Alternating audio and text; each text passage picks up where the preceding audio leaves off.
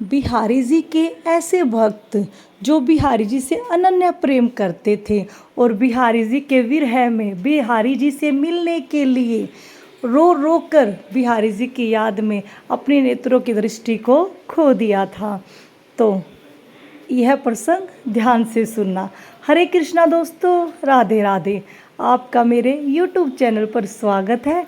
आशा करती हूँ ठाकुर जी की कृपा से सब खुश होंगे, मंगल होंगे। दोस्तों, बिहारी जी के एक ऐसे भक्त जो बिहारी जी से बहुत प्रेम करते थे और पूरा जीवन भक्ति में निकाल दिया था और रो रो कर बिहारी जी को याद करते थे।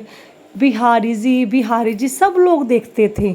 लोग समझते थे यह संत बाबा पागल हो गए हैं, बूढ़े हो गए हैं, इनको नहीं पता ये क्या कर रहे हैं।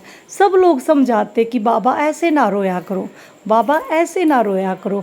लेकिन संत बाबा किसी की भी बात नहीं मानते थे, लगातार रोते रहते थे।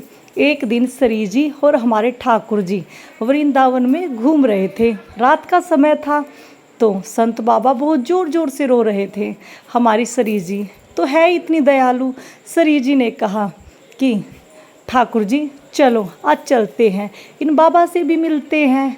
तो ठाकुर जी ने कहा नहीं राधे, मैं अपने भक्त को इतनी जल्दी नहीं मिलता हूँ, अभी मेरे भक्त की परीक्षा रहती है तो मैं अभी नहीं मिलूँगा। लेकिन हमारी श्री जी इतनी दयालु है, बिल्कुल नहीं रुकी और झट से संत बाबा की कुटिया में चली जाती और कहती बाबा क्यों रोते हो, ठाकुर जी भी मिल जाएंगे, इतना कौन रोता है, क्या ज़रूरत है इतना रोने की। तो इतनी बात कहने के बाद भी संत बाबा बोले नहीं बेटा, मुझे मेरे ठाकुर जी से मिलना है, वरना मेरा शरीर मेरा साथ छोड़ देगा और मैं इस दुनिया से विदा ले लूँगा। मैं नहीं चाहता कि मैं अपने ठाकुर जी से मिले बिना इस दुनिया से जाऊँ। तो इतनी देर में ठाकुर जी अंदर आते हैं। दोस्तों, ठाकुर जी स्वयं बोलते हैं कि बाबा देखिए मैं आ गया हूँ। तो संत बाबा को ठाकुर जी साक्षात दिखाई दे रहे थे। तो ठाकुर जी ने कहा बाबा बोलो आपको क्या वरदान चाहिए। तो संत बाबा ने कहा मुझे कुछ नहीं चाहिए। तो भी फिर ठाकुर जी बोलते नहीं बाबा कुछ तो मांगिए, पूरा जीवन भक्ति में निकाल दिया, आपको मैं अपने हाथ से वरदान देना चाहता हूँ। तो इस बात पर संत बाबा कहते हैं कि मुझे कुछ भी नहीं चाहिए, मैं सिर्फ अपने नेत्रों से आपको देखना चाहता हूँ, इसके सिवा मुझे कुछ नहीं चाहिए। अगर कोई आदमी बीमार है मैं उसके ऊपर से हाथ फेर दूँ वो ठीक हो जाए, अगर कोई पेड़ सूखा हुआ है मैं उसको देख लूँ तो वो हरा हो जाए, इसके सिवा मुझे कभी कुछ नहीं चाहिए। मैं नहीं चाहता कि मैं किसी चीज़ को मांगूँ, उससे मेरे अंदर घमंड आ जाएगा और घमंड भक्ति में अच्छा नहीं होता। तो इस बात पर ठाकुर जी ने कहा तथास्तु और श्री जी और ठाकुर जी वहाँ से अंतर ध्यान हो जाते हैं। दोस्तों, वृंदावन में लोग बताते हैं उन संत बाबा ने कितने लोगों का उद्धार किया। जो भी बीमार होते थे संत बाबा की कुटिया के बाहर आ जाते थे और संत बाबा जिस किसी के ऊपर से हाथ फेर देते थे उस व्यक्ति के शरीर में कोई भी बीमारी नहीं रहती थी।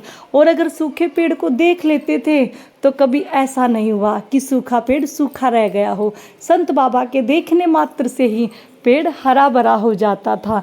लेकिन संत बाबा का एक रूल था, उन्होंने कभी भी पीछे मुड़कर नहीं देखा कि मैंने कितने लोगों को ठीक कर दिया है, कितने पेड़ हरे भरे हो गए हैं।